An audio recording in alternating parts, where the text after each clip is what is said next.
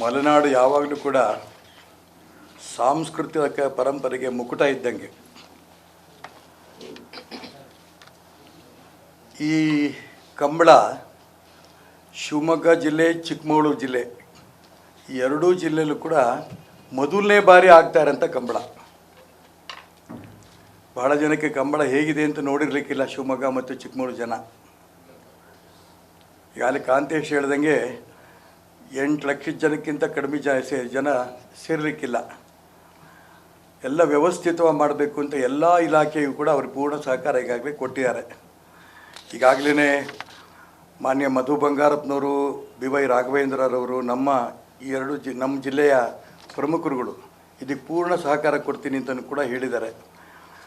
ನಮ್ಮ ಜಿಲ್ಲೆಯ ಜನನೂ ಕೂಡ ಇದನ್ನು ಅತಿ ಹೆಚ್ಚು ನಿರೀಕ್ಷೆಯಲ್ಲಿದ್ದಾರೆ. ಏನು 19-20 ಯಾವ ತಿಂಗಳಲ್ಲಿ? ಏಪ್ರಿಲ್ 19-20 2 ದಿನ ನಡೆಯುತ್ತೆ. ಇದು ಈ ರಾಜ್ಯದಲ್ಲಿ ನಡೀತಂಥ 25 ಕಂಬಳಗಳಲ್ಲಿ ಶಿವಮೊಗ್ಗದ ಕೊನೆಯ ಕಂಬಳ. ಹಾಗಾಗಿ ಎಲ್ಲರ ಕಣ್ಣು ಕೂಡ ಶಿವಮೊಗ್ಗದ ಮೇಲೆ ಇರುತ್ತೆ.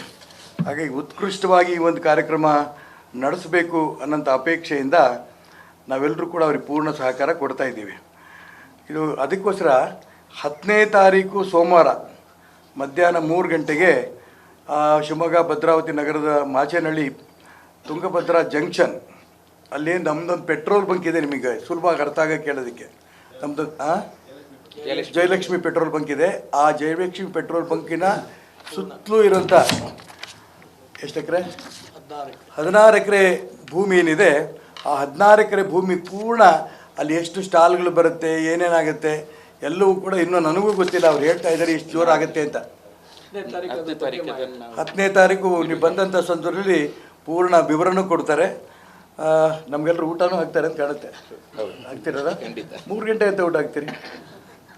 ನಿಮ್ಮ ಸಮಯದಲ್ಲಿ ಏನು ಬೇಕು ಅದನ್ನು ಕೇಳಬೇಡಿ. ಮತ್ತೆ ಭಾಷಾ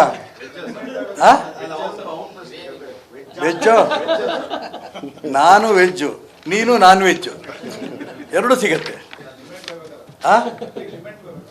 ಏನು ನಿಂಬೆಹಣ್ಣ? ಯಾಕೆಂದರೆ ನಾನು ಕಂಬಳಕ್ಕೆ ಅನೇಕ ಬಾರಿ ದಕ್ಷಿಣ ಕನ್ನಡದಲ್ಲಿ ಕರೆದಿದ್ರು. ಒಂದು ಸರಿ ದೂರದಲ್ಲಿ ನಿಂತು ನೋಡಿ ಬಂದಿದ್ದೀನಿ, ಕೆಳಗಿಳಿದಿರಲಿಲ್ಲ.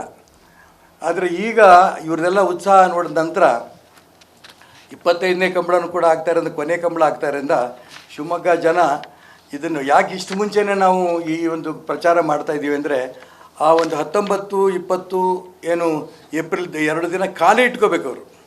ಅದಕ್ಕೆ ಮುಂಚೆನೇ ಇದನ್ನು ಪ್ರಚಾರ ಮಾಡ್ತಾ ಇದ್ದೀವಿ.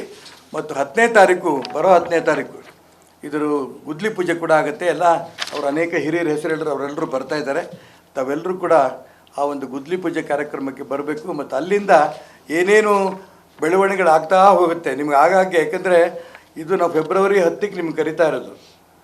ಮಾರ್ಚ್ 10, ಏಪ್ರಿಲ್ 10, ಏಪ್ರಿಲ್ 19, 20 ಇನ್ನು 2 ತಿಂಗಳು 10 ದಿನ ಇರೋದ್ರಿಂದ ಆ ಗ್ರೌಂಡ್ ರೆಡಿ ಮಾಡೋದಕ್ಕೆ ಅವ್ರಿಗೆ ಎಷ್ಟು ದಿನ ಬೇಕು? 1 ತಿಂಗಳು ಬೇಕಂತೆ. ಇದೆಲ್ಲ ನಡೀತಾ ಇರುತ್ತೆ. ಮಧ್ಯೆ ಮಧ್ಯೆ ನಿಮ್ಮನ್ನು ಮತ್ತೆ ಕರ್ಕೊಂಡು ಹೋಗ್ತಾ ಇರುತ್ತೆ. ಅದು ಬಂದು ನೋಡಿ ಅದನ್ನು ಕೂಡ ಪ್ರಚಾರ ಕೊಡಬೇಕು. ಒಟ್ಟಾರೆ ಒಂದು ಸಾಂಸ್ಕೃತಿಕ ಪರಂಪರೆಗೆ ಇದೊಂದು ಮುಕುಟ, ಇದರಲ್ಲೇನು ಅನುಮಾನ ಇಲ್ಲ. ಇದು ಶಿವಮೊಗ್ಗದಿಂದನೇ ಆರಂಭ ಆಗ್ತಾ ಇರೋದು. ತುಂಬ ಸಂತೋಷ. ತುಳುನಾಡು, ಮಲೆನಾಡು ಎರಡೂ ಒಟ್ಟಿಗೆ ಸೇರಿ ಆಗ್ತಾ ಇರೋಂಥ ಒಂದು ವಿಶೇಷವಾದ ಈ ಕಂಬಳ ಕಾರ್ಯಕ್ರಮದಲ್ಲಿ ಎಲ್ಲರೂ ಕೂಡ ಭಾಗವಹಿಸಬೇಕು. ಮತ್ತು ಸಾಧಾರಣ ಮಟ್ಟಿಗೆ 285 ಜೊತೆ ಕೋಣಗಳೀಗ ದೊಡ್ಡ ದೊಡ್ಡ ಕಂಬಳದಲ್ಲಿ ಬರ್ತವೆ. ನಾವು ಇಲ್ಲಿಗೆ ಸೆಲೆಕ್ಟೆಡ್ ಕೋಣಗಳು ಇಲ್ಲಿ ಅಂತ ಹೇಳಿದರೆ, ಇಲ್ಲಿ ನೋಡುವಾಗ ಮಂಗಳೂರಿನಲ್ಲಾದರೆ ಚಿಕ್ಕ ಕೋಣಗಳು ಬರುತ್ತೆ. ಇಲ್ಲಿ ಚಾಂಪಿಯನ್ ಕೋಣಗಳನ್ನೇ 100 ಜೊತೆ ಕೋಣಗಳು ಇಲ್ಲಿ ತರಲಿಕ್ಕೆ ನಾವು ಎಲ್ಲ ವ್ಯವಸ್ಥೆ ಮಾಡಿದ್ದೇವೆ. 100 ಜೊತೆ ಕೋಣಗಳು ಇಲ್ಲಿ ಬಂದು ನಮ್ಮ ಕಂಬಳದಲ್ಲಿ ಭಾಗವಹಿಸ್ತದೆ.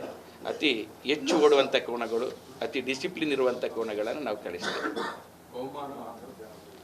ಪ್ರತಿಯೊಂದು ಕಂಬಳದಲ್ಲಿ ಬಹುಮಾನ ಇದೆ. ಅದು ಒಂದೊಂದು ಕಂಬಳದ ಸಾಮರ್ಥ್ಯದ ಮೇಲೆ ಸೌತ್ ಕೇಂದ್ರ ಕೊಡ್ತಾ ಇದೆ.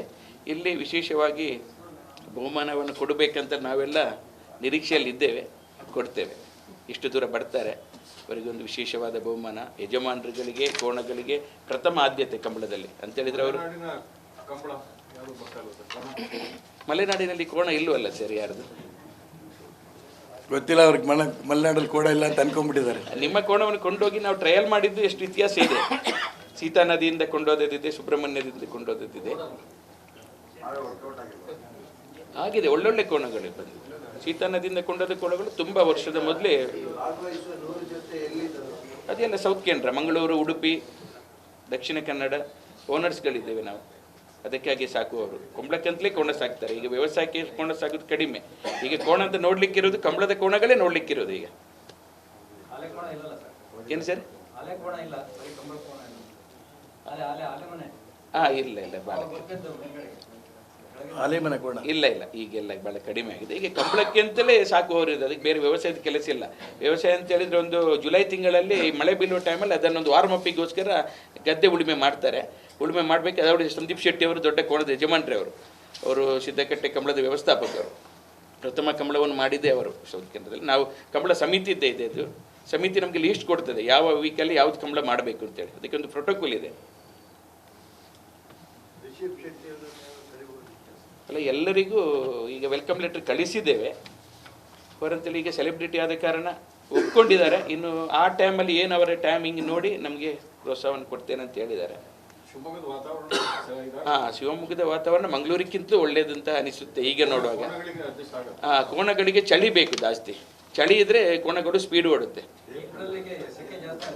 ಅದು ಮಂಗಳೂರಲ್ಲಿ ಸಹ ಆಗ್ತದಲ್ಲ ಸರ್. ಮಂಗಳೂರಿಗಿಂತ ಇಲ್ಲಿ ಕಡಿಮೆ ಇರ್ತದೆ. ಅದೊಂದು ನಮಗೆ ಮಂಗಳೂರಿಗಿಂತ ಕಡಿಮೆ ಇದೆ. ಮತ್ತು ರಾತ್ರಿ ಕೋಣ ಜಾಸ್ತಿ ಓಡೋ ಕಾರಣ ರಾತ್ರಿ ನಾನು ಈಗ 49ನೇ ವಿಸಿಟ್ ಇಲ್ಲಿಗೆ.